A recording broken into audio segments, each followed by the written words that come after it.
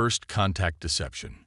The first time I saw a human smile, I categorized it as a non-threatening gesture.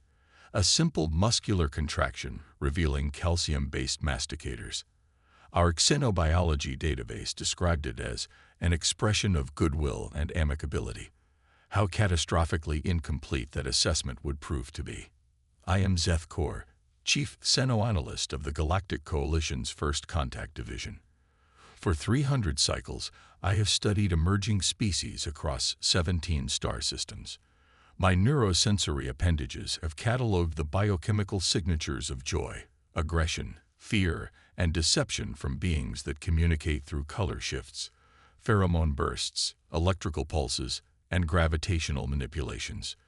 Yet nothing in my extensive experience prepared me for humans and their smiles. The Coalition detected the human vessel, HFY Tenacity, approaching the outer boundary of the Vega Corridor. It was a small craft by our standards, roughly a quarter the size of our diplomatic cruiser. Its design was peculiar: asymmetrical protrusions, exposed thermal vents, and what appeared to be primitive projectile weapons. The Coalition High Command dismissed it as barely worthy of notice. Prepare standard first contact protocols. Grand Arbiter Chlorlax commanded with a dismissive wave of his upper limbs, his skin rippling with the blue-green patterns of mild annoyance. Another primitive race stumbling into space. Brief them on Coalition law. Assess for potential membership, and send them on their way. I watched the approaching vessel on our quantum imaging array. Something about its movement pattern struck me as unusual. It didn't drift like most new spacefaring races testing their propulsion. It moved with purpose, making minute course corrections that suggested experienced navigation. Incoming transmission, announced our communications specialist, her sensory filaments vibrating. The main view screen illuminated with the image of a human male. He had dark fur on his head, pale skin, and striking blue visual organs. Most notably, his mouth was curved upward, displaying white, flat teeth. Greetings from Earth. I am Captain Daniel Walsh of the human space vessel Tenacity, he said, his voice carried through our translation matrix. We come in peace and friendship. The language was simple, but something in his delivery made my analytical appendages twitch. The Grand Arbiter didn't notice. He was already performing the 12 ritual gestures of Coalition welcome. Welcome, humans of Earth. The Galactic Coalition extends greetings and peace. I am Grand Arbiter Chlorlax, and we invite you aboard our vessel for formal introductions. Captain Walsh's mouth stretched wider. We'd be honored, he replied. As Chief Xenoanalyst, I led the delegation that met the humans in our central docking bay. There were 5 of them. Captain Walsh, his second-in-command Lieutenant Amara Chen, their Chief Engineer Mateo Rodriguez, Communications Specialist Sophia Kim, and Security Officer James Okafor. They wore simple blue uniforms with minimal armaments, just small sidearms that our scanners identified as electromagnetic pulse devices of limited range. Your vessel is impressive, Captain Walsh remarked, his eyes taking in our cavernous docking bay with its crystalline support structures and antimatter containment fields. His mouth formed that upward curve again. This is merely a diplomatic cruiser, I explained, leading them toward our central negotiation chamber. Our homeworlds feature much more advanced technology. I'm sure they do, Lieutenant Chen said, her own mouth mimicking the captain's expression. Throughout the initial diplomatic session, I observed 17 distinct variations of this facial contortion among the humans.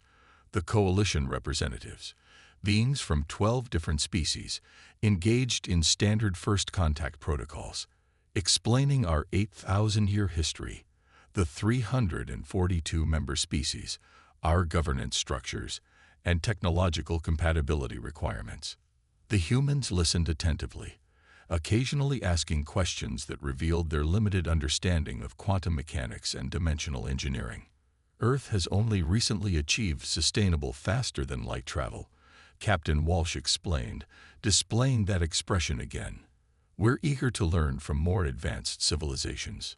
Grand Arbiter Chlorlax's skin flashed with the orange patterns of condescension. Of course, all young species require guidance. The Coalition has assisted many primitive cultures in their development. I noticed a subtle change in Captain Walsh's expression. The curve remained, but something in his eyes hardened momentarily. My analytical sensors detected a brief spike in his adrenaline levels.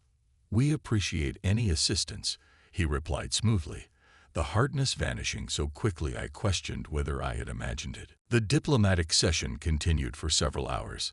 The humans shared information about Earth, a Class C oxygen world with significant water coverage and diverse biospheres. They explained their brief interstellar exploration history and their societal structure. Everything matched our predictive models for a young spacefaring species. "We would like to formalize diplomatic relations," Grand Arbiter Thorlax announced. "As a preliminary assessment, humans appear to meet basic requirements for Coalition observation status." Captain Walsh inclined his head. "We're honored. However, before proceeding, we'd like to understand more about your defensive capabilities." This request violated Protocol 37 of First Contact Procedures. Species were not permitted to inquire about Coalition military assets until achieving Associate Member status after at least 50 cycles of observation. Grand Arbiter Thorlax's skin rippled with crimson patterns of warning. "That information is restricted until Earth achieves higher membership status." Captain Walsh's expression shifted again, that same curve but accompanied by a slight narrowing of his eyes. "I understand. I ask only because we've encountered concerning entities in our explorations." "Concerning entities?" I inquired, my analytical appendages extending involuntarily. "We call them the Void Dominion," Lieutenant Chen interjected. "They've attacked 3 of our outpost colonies in the past Earth year." The Coalition representatives exchanged glances. We had no records of aggressive species in Earth's sector. "Describe these attackers," demanded Security Overseer Kraz Tix, his armored exoskeleton clicking as he leaned forward. Captain Walsh activated a holographic projector. It displayed black, crystalline vessels with organic-looking protrusions. They communicate through some form of telepathy. Their technology appears to be based on dark matter manipulation. Impossible. The images matched the ancient records of the Nexari, a species thought extinct after their failed rebellion against the Coalition 3,000 cycles ago. My sensory appendages tingled with alarm. "These records appear to be fabricated," Security Overseer Kraz Tix declared. "The entities you describe match historical adversaries, long since eliminated from this galaxy." Captain Walsh's expression didn't change. "With respect, Overseer, these attacks were very real. We lost over 2,000 colonists." Grand Arbiter Thorlax's skin now displayed the deep violet patterns of suspicion. How could a primitive species survive an encounter with such forces when the Coalition required a 1,000-year war to defeat them? "Perhaps," Captain Walsh said, his expression unchanged, "we're not as primitive as you think." The atmosphere in the chamber shifted instantly. Security Overseer Kraz Tix signaled silently to his guards, who moved into defensive positions. Captain Walsh noticed. His mouth curved again, but differently, displaying more teeth, his eyes focusing with startling intensity. "I believe we've reached the point where honesty serves us better than diplomacy," he said, pressing a small device on his wrist. Captain Walsh to tenacity. "Protocol Omega." The lights throughout the chamber flickered. Our quantum sensors shrieked with alarms as they detected multiple spatial distortions forming around our diplomatic cruiser. "What have you done?" Grand Arbiter Thorlax demanded, his skin now pulsing with the bright white patterns of fear. The view screen activated automatically. Instead of empty space surrounding our cruiser, we now saw dozens of human vessels. Massive warships that had somehow remained undetected by the most sophisticated sensor arrays in the galaxy. "Allow me to reintroduce myself," Captain Walsh said, his facial expression now making terrible sense to my analytical mind. "I am Fleet Admiral Daniel Walsh of the Earth Defense Force. The Tenacity is not a diplomatic vessel, but an advanced scout ship." The human revealed a small device and pressed it. Suddenly, their uniforms transformed, molecular reconfiguration revealing armored battle suits with integrated weapon systems far more advanced than anything they had previously displayed. Humanity has been at war with the Void Dominion for 15 years, Admiral Walsh continued. We've been pushing them back across 3 sectors. Our intelligence indicated they were seeking alliance with a major galactic power. The Coalition would never ally with such beings, Grand Arbiter Sorlax protested. Perhaps not intentionally, Admiral Walsh replied. That expression, that smile, now clearly revealing itself for what it truly was, a predator's warning. But our intelligence suggests Dominion infiltrators have compromised your leadership structure. Security Overseer Kraz Tix suddenly drew his quantum disruptor and aimed it at Grand Arbiter Sorlax. He speaks the truth. The Arbiter has been compromised for at least 30 cycles. Chaos erupted in the chamber. Coalition representatives scattered as security forces clashed. In the confusion, I found myself beside Admiral Walsh as he calmly directed his team. Why the deception? I asked, my analytical appendages trembling. Why not approach us honestly? Admiral Walsh turned to me, his expression softening slightly. Would you have believed us? Would you have accepted that your precious coalition had been infiltrated? That a primitive species had developed technology capable of detecting and fighting a threat you believed extinct? I had no answer. Throughout human history, Admiral Walsh continued, we've learned that sometimes the most effective weapon is being underestimated. Your coalition dismissed us as primitive, which gave us the opening we needed. On the view screen, human vessels were now engaging with ships emerging from hyperspace. Nexari vessels, confirming the humans' claims. All those smiles, I said, comprehension dawning.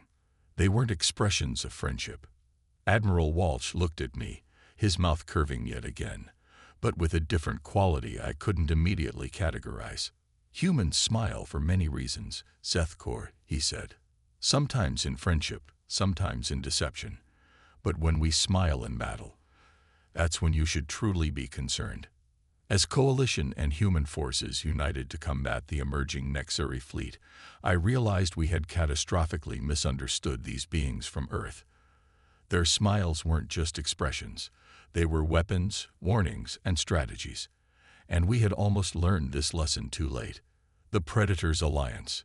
3 cycles had passed since the Battle of Vega Corridor.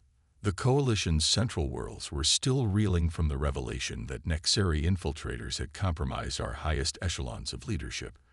The purge had been thorough and painful, leaving many prestigious houses and ancient lineages in disgrace.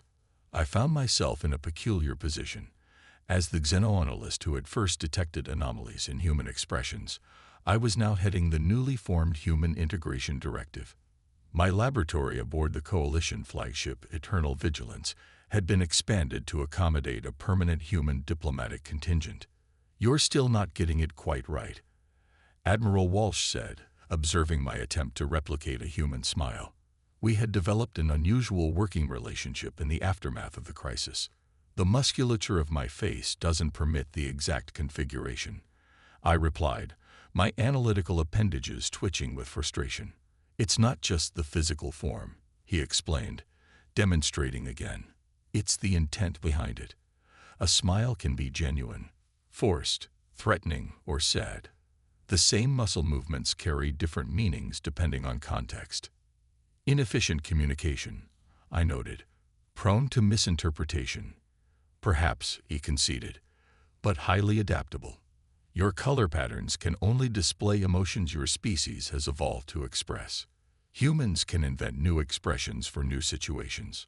Our conversation was interrupted by the arrival of Grand Arbiter Koros, the newly appointed leader of the Coalition following Sorlax's removal. Unlike his predecessor, Koros approached humans with cautious respect rather than condescension. The Council of Elders has reached a decision, Koros announced, his skin displaying the formal purple-gold patterns of official proclamation. Earth will be granted provisional ally status, with accelerated consideration for full membership. Admiral Walsh inclined his head. The people of Earth are honored. This is unprecedented, I felt compelled to note. No species has ever bypassed observation status. No species has ever saved the coalition from internal corruption. Vukoros replied, his patterns shifting to acknowledge the point. And we face unprecedented times. The Grand Arbiter's reference was clear. Coalition long-range sensors had detected massive Nexeri fleet movements along the outer rim, preparations for what appeared to be a full-scale invasion. The ancient enemy we had believed extinct was returning in force. The combined intelligence briefing begins in one rotation. Vukoros continued. Admiral Walsh, your tactical specialists are already setting up in the Strategic Command Center. After the Grand Arbiter departed, I observed Admiral Walsh's expression change, his smile vanishing, replaced by what I had learned to recognize as concern. You're troubled, I noted. The Nexeri are gathering forces faster than we anticipated, he said. And there's something else, something my science teams detected that we haven't shared with the Coalition yet. My analytical appendages extended. That violates our information-sharing protocols. Old habits, he replied, his smile returning briefly, but without reaching his eyes. Come with me. You should see this before the formal briefing. He led me to the human wing of the vessel where their scientists had established temporary laboratories. Chief Science Officer Dr. Elena Petrova was examining holographic displays of what appeared to be quantum field distortions. We've confirmed it, she reported as we entered. The Nexeri aren't just building conventional forces. They're constructing a quantum phase disruptor, a weapon capable of shifting an entire star system into an alternate dimensional phase, making it untouchable but allowing them to observe and study us, Admiral Walsh added. They could effectively become ghosts, watching us, learning our weaknesses, and striking only when advantageous. The Coalition has theorized such technology, I said, but determined it was impossible to stabilize. Dr. Petrova's mouth curved upward. Another human smile, but containing what I had learned to identify as irony. Apparently, the Nexeri didn't read that research paper. We need to present this at the intelligence briefing. I insisted, my color patterns shifting to emergency alert frequencies. That's why I brought you here first, Admiral Walsh said. When we present this, there will be those on the Council who advocate for immediate surrender or negotiation. The Nexeri defeated the Coalition once before, forcing you into an armistice that you misinterpreted as victory. His words stung with truth. Coalition historical archives recorded the Nexeri conflict as ending with the enemy's extinction. Only the highest security clearances revealed the reality, that the Nexeri had simply disappeared, leading our ancestors to assume victory. What alternative do you propose? I asked. A joint Earth Coalition strike force, he replied without hesitation. Hit their construction facility before the phase disruptor becomes operational. That would require navigating the Krell Nebula, I objected. No Coalition vessel has ever successfully mapped its quantum fluctuations. Admiral Walsh's expression changed again, his smile returning, but different from any I had cataloged before. Earth ships can navigate it. We've been mapping the nebula for the past 2 years. The implications were staggering. The Krell Nebula had served as the Coalition's primary defense against incursions from the galactic rim for millennia. If humans could navigate it freely, you've been planning for this conflict since before first contact, I realized. We've been planning for survival, he corrected. Earth doesn't have the luxury of 8,000 years of galactic dominance. We evolved on a death world, fighting for every advantage. When the Nexeri attacked our colonies, we didn't just defend. We studied, adapted, and prepared. The intelligence briefing that followed was contentious. As Admiral Walsh had predicted, many council members advocated for appeasement or diplomatic solutions when faced with evidence of the Nexeri superweapon. The Coalition cannot withstand another full-scale war, argued Elder Jovek, his ceremonial robes rippling with patterns of caution. Our military was reduced after 3 millennia of peace. Appeasement won't save you, Lieutenant Chen countered, standing beside holographic projections of Nexari atrocities on human colonies. The Nexari don't seek coexistence. They seek harvesting grounds for their consciousness transfer technology. The debate raged for hours until Admiral Walsh finally stood, his expression neutral. The Earth Defense Force will strike the Nexari facility with or without coalition support, he stated flatly. We've tracked their supply lines through the Krell Nebula and identified the construction site of their phase disruptor. Shock rippled through the council chamber. The security overseer's exoskeleton rattled with alarm. Impossible. The nebula is impenetrable. To your technology, perhaps, Admiral Walsh replied. Then, slowly, his mouth curved into that expression I had come to understand meant far more than friendship. It was the smile of a predator who had cornered its prey, of a strategist who had outmaneuvered his opponent. Humanity has explored the nebula extensively, he continued. We can navigate its quantum fluctuations and provide safe passage for a joint strike force. I watched the council members' reactions. Their patterns and postures reflected confusion, suspicion, and, increasingly, reluctant respect. Grand Arbiter Vikoros rose from his ceremonial daze. You've withheld crucial navigational data from your allies. He noted, his patterns displaying conflict between outrage and pragmatism.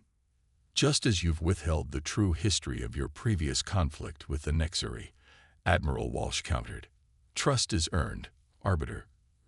Earth has proven its commitment by revealing the infiltration of your leadership. Now we offer you the chance to strike a decisive blow against an existential threat. The chamber fell silent. Even I, who had studied humans more extensively than any other coalition scientist, found myself reassessing these beings and their capabilities. The coalition will join this strike, Grand Arbiter Vikoros finally declared. But this marks a turning point in our relationship. No more deceptions, Admiral. Admiral Walsh's expression shifted to what I recognized as genuine agreement, transparency from this point forward. The following days were a blur of preparation. Human navigators were integrated into coalition capital ships. Weapon systems were calibrated for compatibility. Strike teams trained in combined tactics, overcoming millennia of coalition military doctrine that had never anticipated coordination with other species. I found Admiral Walsh in the observation dome, the night before the fleet was to depart. He stood silently, watching the massive armada of coalition and Earth vessels assembled for the most significant military operation in 3,000 years. Your strategy has prevailed, I noted, joining him. The coalition now treats Earth as an equal, not a primitive species requiring guidance. That was never the goal, he replied, his expression solemn. Survival was the goal. Still is. You could have revealed yourselves from the beginning, approached as equals. Admiral Walsh turned to me, his smile returning but tinged with what I had learned to identify as sadness. Would you have believed us? Would you have accepted that your mighty coalition had been infiltrated? That your historical records were filled with lies? That a newcomer species had developed technology your scientists declared impossible? I had no answer. Throughout human history, he continued, we've learned that sometimes the most effective approach isn't strength but perceived weakness. Your coalition dismissed us as primitive, which gave us the opening we needed to save both our civilizations. The next day, our combined fleet entered the Krell Nebula, human navigators guiding coalition vessels through quantum fluctuations that had deterred exploration for millennia. When we emerged near the Nexari construction facility, we found it even more formidable than intelligence had suggested, a massive installation surrounded by defense platforms and battle cruisers. Formation Alpha, Admiral Walsh commanded from the coalition flagship's bridge, where he had been granted tactical control of the operation. Coalition heavy cruisers provide long-range support. Earth destroyers will penetrate their perimeter defenses. The battle that followed would be studied in coalition war colleges for centuries. Human vessels moved with seemingly impossible precision, exploiting gaps in Nexari defensive formations that coalition tactical systems hadn't even detected. Their weapons, technology they had concealed during first contact, Disabled Nexeri shields through dimensional phase matching, something Coalition scientists had deemed theoretically impossible. When Admiral Walsh ordered the final assault on the phase disruptor facility, he turned to me on the bridge, his expression transforming into that now familiar predatory smile. "Remember this," he said. "When humans smile in battle, it's not just expression, it's promise." The facility exploded in a cascade of quantum disruptions, taking half the Nexeri fleet with it. The remainder scattered, retreating through dimensional rifts that Coalition sensors struggled to track. In the aftermath, as Coalition and Earth vessels regrouped and assessed damage, Grand Arbiter Vikoros approached Admiral Walsh on the bridge. "The Coalition has existed for 8 millennia," he said, his patterns displaying the royal blue of profound respect. "In all that time, we have never encountered a species like humanity." Admiral Walsh inclined his head. "We hope this marks the beginning of a true partnership." "More than that," Vikoros replied. "The Council has voted unanimously. Earth will be offered full alliance status, not as members of the Coalition, but as equal partners in a new galactic concord." I observed Admiral Walsh's reaction carefully. His smile this time was different from any I had catalogued before, neither predatory nor diplomatic nor strategic. It seemed, to my still developing understanding of human expressions, genuine. "Humanity accepts," he said simply. Later, as we watched the ceremonial signing of the Concord Treaty, I asked the question that had troubled me since our first encounter. "Why do humans smile?" I inquired. "What evolutionary purpose does such an ambiguous expression serve?" Admiral Walsh considered this. Originally, it was a threat display, showing teeth to warn competitors. Over time, it evolved to serve multiple social functions.